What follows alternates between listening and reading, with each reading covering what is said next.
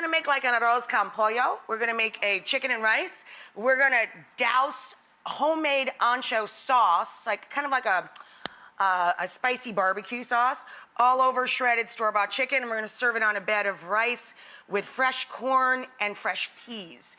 So sweet and savory and yummy. So for the rice part of the chicken and rice, this is actually the thing that'll take the longest, I'm toasting up a cup of long grain white rice and a couple tablespoons of butter.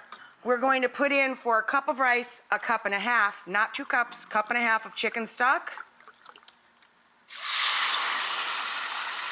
Pop a lid on it, and then after about 15 minutes, we're gonna add the fresh corn and the sugary fresh peas.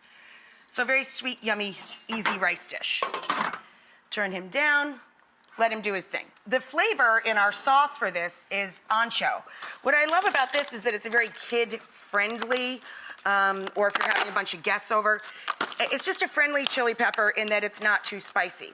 So it's a dried chili that when you reconstitute it, tastes more like a spicy raisin flavor than like super strong, hot chili. These dried chilies, I stem before I reconstitute them.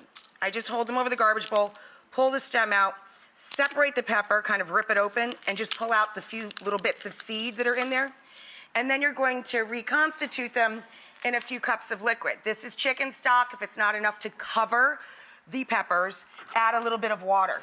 Once they're soft and reconstituted, you get the benefit of all the flavor in that liquid. That's the base for our sauce.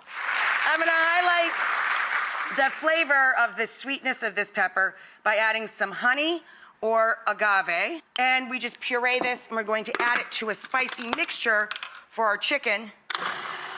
I'm gonna show you how to do that when we come back. I am gonna get 1 onion sweating out in this large skillet so we have a place to put our chicken once we shred it. I'm gonna get some nuts toasting for our rice. I'll meet you right back here in a couple.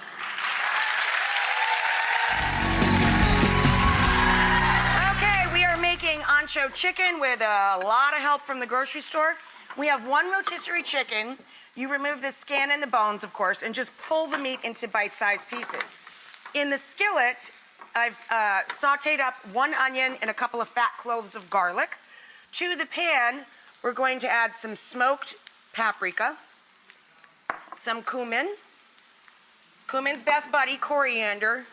They like to hang out together, and a little bit of dried oregano. Oh, salt and pepper. Smells great. And now we're going to add the puree that we made from the ancho peppers that we reconstituted, and we added a couple of fat spoonfuls of honey or agave. So that's our sweetness.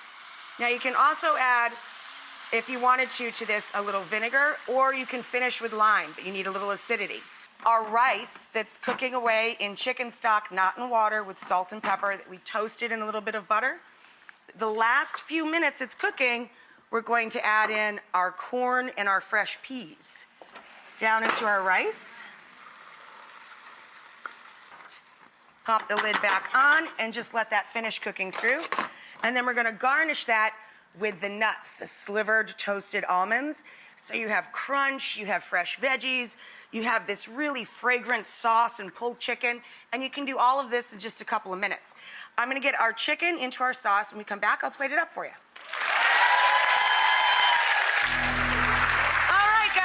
So you make a bed of your rice with the pop of the peas and the sweet corn, right? Then we're gonna top it with our ancho chicken. Oh, I forgot my lime. It's okay. I always finish this dish by adding lime to the dish itself. There you go. And if you forget that, just put it on top of the chicken in the bowl. Little lime juice. And then you can top it just like you would tacos, right? With anything you want. You could add cheese or whatever. I'm adding toasted almonds. I'm adding some pickled jalapenos. I'm adding some scallions. And a little cilantro and/or parsley. Anyway, there you go. Dinner's done.